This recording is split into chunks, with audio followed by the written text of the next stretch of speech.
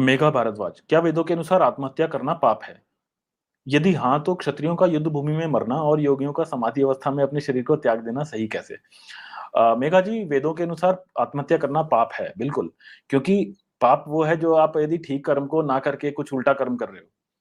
जिस समय में आप आत्महत्या कर रहे हो, उस समय में आप किसी दुष्ट का नाश कर सकते थे, या किसी बच्चे को विद्या पढ़ा सकते थे, या किसी अत्याचारी से किसी अ, कम सामर्थ्य वाले को बचा सकते थे। आपकी आत्महत्या से क्या प्राप्त हुआ संसार को? हमने किसान ने अन्न उत्पन्न किया, हमने वो भोजन किया।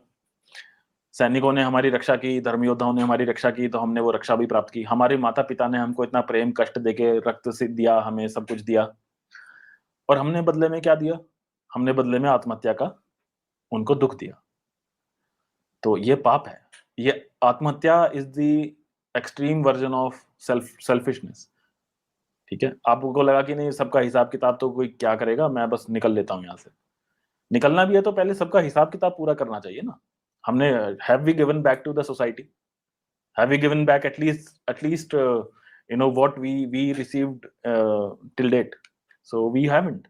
सो आत्महत्या तब तक कैसे की जा सकती है? अच्छा, क्षत्रियों का युद्ध भूमि में मरना, कोई क्षत्रिय युद्ध भूमि में मरने के लिए नहीं जाता, आत्महत्या करने के लिए नहीं जाता।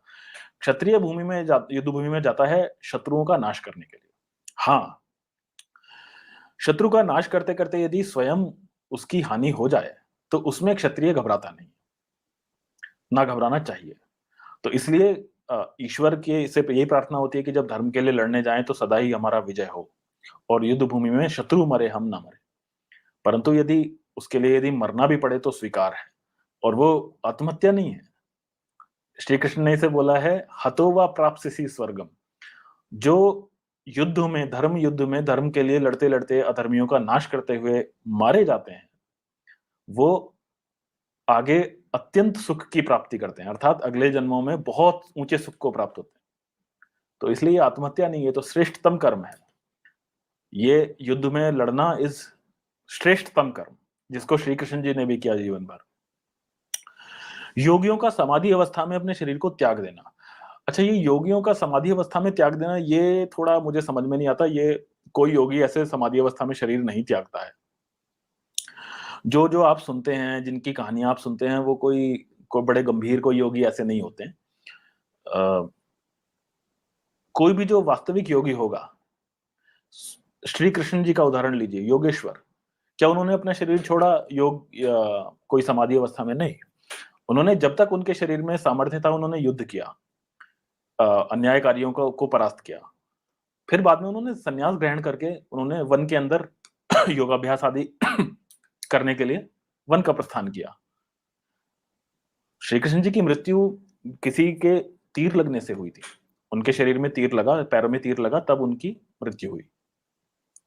उन्होंने शरीर ऐसे नहीं छोड़ा कि अच्छा मैं जाके शरीर छोड़ देता हूँ, नहीं। क्योंकि जो महायोगी होता है वो ईश्वर के लिए, हर क्षण ईश्वर के लिए जीता है।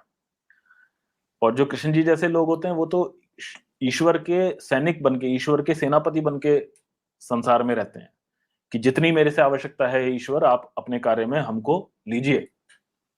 तो इस प्रकार से तो कभी भी जो योगी है, वो प्रत्येक योगी वो ईश्वर का सैनिक है संसार में। वो धर्म का वाहक है। वो कभी मैदान छोड़ के भागेगा नहीं।